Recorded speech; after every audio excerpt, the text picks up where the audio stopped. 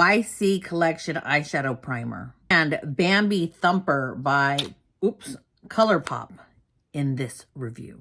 I had a couple Red Bulls. You ever had a Red Bull? I never had a Red Bull before, but I had a Red Bull last night. I really like Red Bull. I got a new necklace. Glows in the dark. But you can't really see it right now unless you do this. That's really something.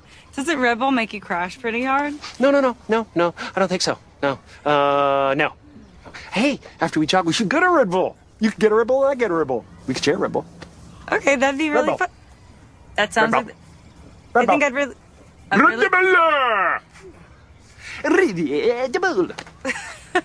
Okay, a lot of energy. I like it. Everybody, this is Carl. Carl, this is everybody. Hey, everybody! Come on! Let's get in a shape. I actually liked this primer, and let me kind of show you. Oops, so there goes a big chunk that just came out. I like it because when you push it on, it glides. It glides really, really nice, but when it dries down, it leaves like this softness, almost like a plush. It's not like over drying or anything, but the fact that I was able to put my eyeshadows on, let me show you the eyeshadows, and it not adhere in one spot or another. A lot of times I have to set my eyeshadows with some powder prior. I'm gonna put the eyeshadows on top. That didn't have anything on my finger. I have to set it because sometimes they'll adhere more in one spot than the other.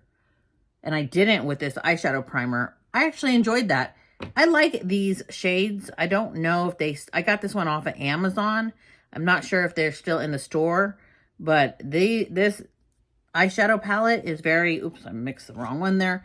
It's very neutral, like it's a very cool toned in the colors, which I think they're just so pretty. Look at that.